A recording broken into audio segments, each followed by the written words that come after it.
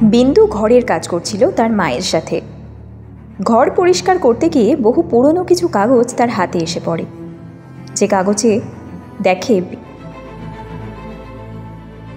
কাগজ দেখে বিন্দুর কপালে ঘাম ঝরতে থাকে, যার উপরে লেখা ছিল যক্ষিণী, এক ডাইনি। এই লেখা দেখে বিন্দুর একটা কথা মনে পড়ে যায়। গ্রেভিয়ার্ড কোঠিতে যুগ, অভিমন্যু, কায়ার ও কছু কিছু একটা খুঁজতে এসেছিল। বিন্দু সেই সময় পৌঁছলে তারা বিন্দুকে জানায় তারা যক্ষিণীর গল্পের একটা পাঠ খুঁজে পাচ্ছে না, যেখান থেকে জানা যাবে যক্ষিণীর আসল অভিশাপের কথা। সেই সময় বিন্দু সেদিকে গুরুত্ব না দিয়েই বাড়ি চলে আসে। তাই এখন বিন্দুর সেই সমস্ত কথা মনে পড়ে গেলে ভাবে এই গল্পই যক্ষিণীর গল্পের সাথে কোনো যোগসূত্র আছে কিনা। এই ব্যাপারে তার মায়ের সাথে আলোচনা করতে গেলে সে আবারও মনে মনে ভাবে তার মা যদি ভয় পায়, কারণ এমনিতেই মোহিতের মৃত্যুর পর থেকে সমগ্র গ্রামবাসী ভয়ে কাঁপছে। এদিকে যুগ ও অভিমন্যু তন্ন তন্ন করে খুঁজতে লাগলো, কিন্তু কিছুই খুঁজে পেল না। কায়ার ও কছুও খুঁজতে খুঁজতে ঘুমিয়ে পড়ে। যুগ ও অভিমন্যু তাদের ডেকে তোলে এবং অভিমন্যুর কথায় রুম নাম্বার 666-এ চলে যায়। কিন্তু কায়ার আর কছু প্রথমে ভয় পেলে তারাও পরে চলে যায় যুগ আর অভিমন্যুর সাথে। Room number 666। এটা এমন একটা ঘর যেটা সর্বদাই অন্ধকারাচ্ছন্ন থাকে।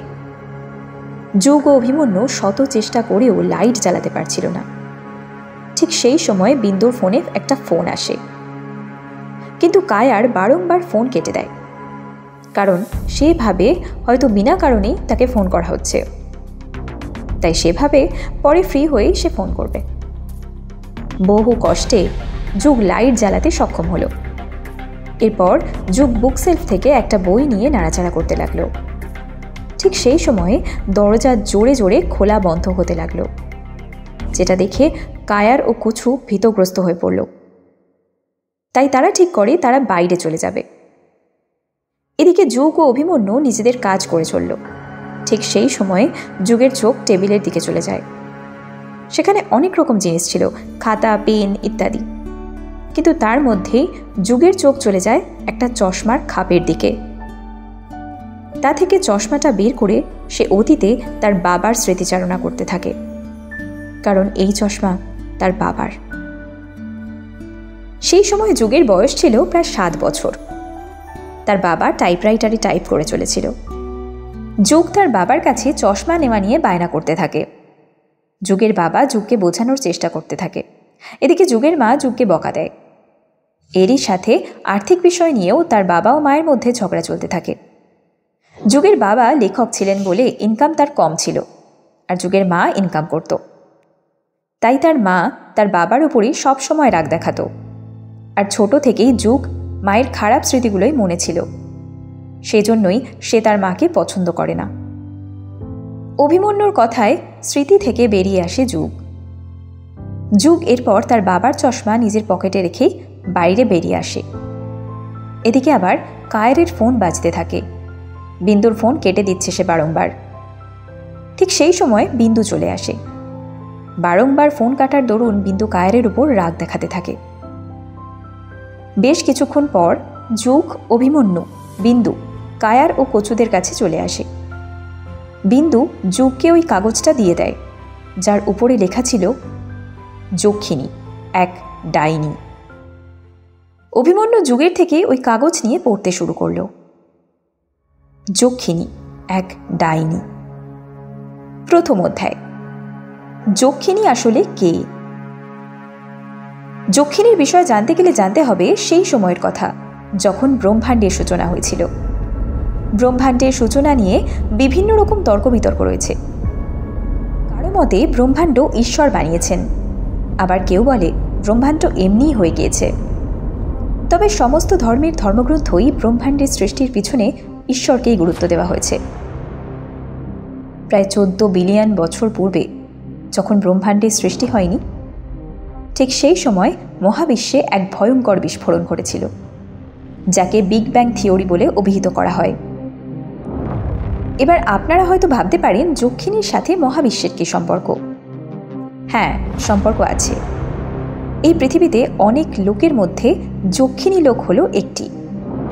ব্রহ্মাণ্ডের সৃষ্টি নিয়ে বিভিন্ন ধর্মগ্রন্থ বিভিন্ন রকমের তথ্য দেয়, কিন্তু শিবপুরাণ থেকে জানা যায় আলো থেকে সৃষ্টি হয় বিশ্ব ব্রহ্মাণ্ড এবং শব্দের মাধ্যমে প্রতিনিয়ত নতুন নতুন ব্রহ্মাণ্ডের সৃষ্টি হয়ে চলেছে।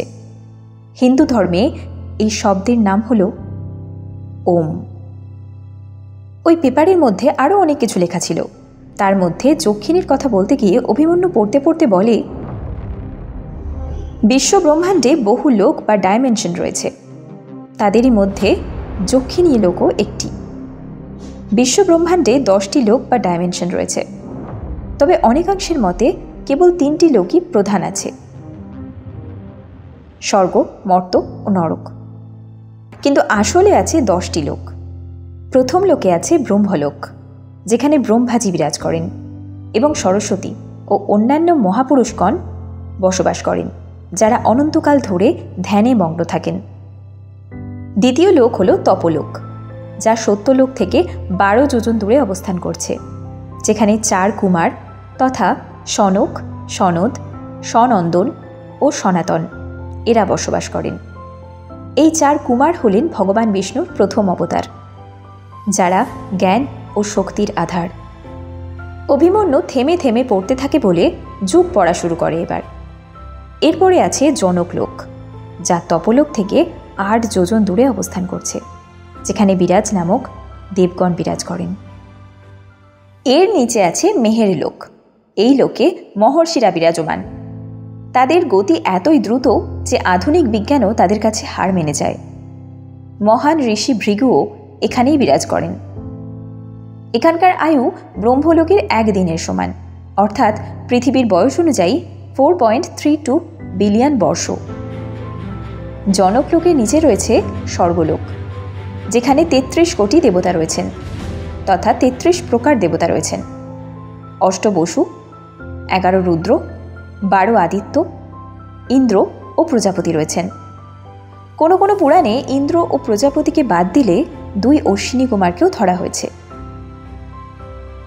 ষষ্ঠ লোক হল ভূগর্ভলোক। এখানে মানব জাতির উপরে ও দেবতাদের নিচে থাকা প্রজাতি বিরাজমান। এরা 2 জায়গাতেই স্থান পায়। ভালো কর্ম করলে তারা স্বর্গে স্থান পায়, না হলে পৃথিবী লোকে বা তার নিচের স্তরে জন্মগ্রহণ করে। এর নিচেই রয়েছে ধ্রুবলোক, যেখানে আকাশগঙ্গা অবস্থান করছে। এই কথা বলতে বলতেই যুগ থেমে যায়, কারণ তার মনে হচ্ছিল তার পিছনে কেউ একজন যেন দাঁড়িয়েছিল। যুগ সেদিকে গুরুত্ব না দিয়ে পুনরায় পড়া শুরু করল। সপ্তম লোক হল সপ্তঋষি লোক, যেখানে সপ্তঋষি বিরাজমান। এরপরে আছে ভূলোক, যেখানে আমরা তথা মানব জাতি বিরাজ করে। আর তারপর আছে পাতাল লোক, অসুররা এখানে বিরাজমান। এই 10টি লোকের কথা সমস্ত শাস্ত্রেই উল্লেখ করা হয়েছে, যা আপনারাও জানেন। কিন্তু এরই সাথে আরও একটা লোক অবস্থান করছে, যার নাম যক্ষিণী লোক। এখানে যক্ষ ও যক্ষিণী বিরাজমান। তাদের কাছে বহু অলৌকিক শক্তি আছে। তারা এক প্রকার ভূত ও ডাইনির পর্যায়ে পড়ে, আবার তারা দেবীও, কারণ তারা গুপ্তধনও রক্ষা করে। যুগ পড়তে পড়তে একটা শব্দ দেখতে পায়, ভক্ষানোর। এই ভক্ষানোর আবার কি? তা নিয়ে যুগ, অভিমন্যু, কচু, কায়ার ও বিন্দু ভাবতে শুরু করে। ঠিক সেই সময় রুম নাম্বার 666 এর দরজা নিজের থেকেই বন্ধ আর খোলা শুরু হয়ে গেল, যেটা দেখে অভিমন্যু ভেতরে ঢুকে যায়। তার সাথে যুগও চলে যায়। যুগ অভিমন্যুকে সাথে নিয়ে ঘরের বাইরে চলে আসে। ঘরের বাইরে আসতেই পুনরায় দরজা খোলা আর বন্ধ হওয়া শুরু করে। হঠাৎ করেই ঘর থেকে জোর হাওয়া দিতে শুরু করে এবং কায়ারের হাতে থাকা সমস্ত কাগজ উড়ে গেল। মনে হলো সেই কাগজ যেন অন্ধকার ঘর নিজের কাছে টেনে নিয়েছে। তারপর সাথে সাথেই আমারও দরজা বন্ধ হয়ে যায়। এরপর তারা সেখান থেকে চলে আসে। অভিমন্যু ওই কাগজগুলো কেন বিন্দুর ঘরে ছিল তা জানতে চাইলে বিন্দু জানায় তার মা জানিয়েছিল তার বাবা নাকি পড়তে ভালোবাসত। এর থেকে বেশি সে কিছু জানে না যে কিভাবে এই কাগজগুলো তার বাড়ি পর্যন্ত পৌঁছল। বিন্দু, কায়ার, কচু ও অভিমন্যু কিছুক্ষণ পর চলে গেল। যুগ একা কোঠিতেই থেকে গেল। এদিকে আবার রজনী আমুদিদার খোঁজ করতে গেলে সে দেখতে পায় আমুদিদার বিছানার চাদরে রক্ত লেগে রয়েছে। পরে অবশ্য সে জানতে পারে আমুদিদার পিরিয়ডস হয়েছে। তাই সে আমুদিদার উপরে ভীষণ রেগে যায়, কারণ মাসিক চলাকালীন তন্ত্র সাধনা করা যায় না, তাহলে হিতের বিপরীত হতে পারে। তাই রজনী ঠিক করে পরের দিন করবে, কারণ মাসিক হওয়ার দ্বিতীয় দিন বশীকরণের শক্তি আরও বেড়ে যায়। ওদিকে আবার যুগ কোঠিতে একা একা ঘুমোচ্ছিল, আর ঠিক সেই সময়ে যুগের কানের কাছে একটা নারী কণ্ঠ ভেসে আসে। ওঠো যুগ, ওঠো। এত তীক্ষ্ণ আওয়াজে যুগের ঘুম ভেঙে যায়। ঘড়ির দিকে তাকাতেই সে দেখতে পায় রাত 2টো বেজে গেছে। সে ভাবতে লাগলো, কোথা থেকে এত রাত হয়ে গেল? অভিমন্যু, কায়ার, কুছুই বা কোথায়? তাই সে অভিমন্যুকে ফোন করতে যাবে, ঠিক সেই সময় আবারও এক মহিলা কণ্ঠের গান ভেসে এলো। যুগ দরজা খুলে বাইরে গিয়ে দেখে এক নারী কুয়োর ধারে বসে রয়েছে। ওই নারীর অর্ধনগ্ন পৃষ্ঠ দেখে যুগের যেন হার্টবিট বেড়ে যায়। তার মুখ দেখার ইচ্ছা জাগলো তার। মেয়েটির কাছে যেতেই যুগ দেখতে পায় যে সে আর কেউ নয়, যামিনী। যুগ যামিনীকে জিজ্ঞাসু চোখে তাকালে সে জানায় সে রাতে মাছ ধরতে এখানে এসেছে, কিন্তু নানা রকম বাহানা দিলে যুগ বুঝে যায়। শেষমেশ যামিনী জানায় সে আসলে যুগকে দেখতে এসেছে, যুগকে যেন সে প্রেমের জালে ফাঁসাতে চাইছিল। এরপর যুগ ও যামিনীর মধ্যে বেশ কিছুক্ষণ কথোপকথন চলতে থাকে। কথোপকথনের মাঝে যুগ যক্ষিণীর প্রসঙ্গে যক্ষিণীকে বেশ্যার সাথে তুলনা করলে যামিনী ভীষণ রেগে যায় এবং দুঃখের সাথে জানায় যক্ষিণী নাকি ইচ্ছাকৃতভাবেই সংভোগ করতে চায় না, না চায় সে হত্যা করতে, কিন্তু বাধ্য হয়ে সেই সমস্ত কাজ করে। কথায় কথায় যুগ রেগে গিয়ে বলে ফেলে, যক্ষিণীর হয়ে এত কথা বলার কি আছে? তুমি কি জানো যক্ষিণীর অভিশাপ কি? কথায় কথায় যুগ রেগে গিয়ে বলে ফেলে, যক্ষিণীর হয়ে তোমার এত কথা বলার কি আছে? তুমি কি জানো যক্ষিণীর অভিশাপ কি? যামিনীও কথায় কথায় বলে ফেলে, হ্যাঁ আমি জানি। আচ্ছা, যামিনীর সাথে যক্ষিণীর আসলে কি সম্পর্ক? যক্ষিণীর অভিশাপ সম্পর্কে কি যুগ কখনো জানতে পারবে? আমোদিতা কি পারবে যুগকে বশীকরণ করতে? আপনাদের কি মনে হয়? কমেন্ট বক্সে আপনাদের মূল্যবান মতামত অবশ্যই আমাদের জানান। ভিডিওটি ভালো লাগলে লাইক করুন, শেয়ার করুন, আর পরবর্তী এপিসোড পেতে অবশ্যই চ্যানেলটিকে সাবস্ক্রাইব করে আমাদের পাশে থাকুন। ধন্যবাদ।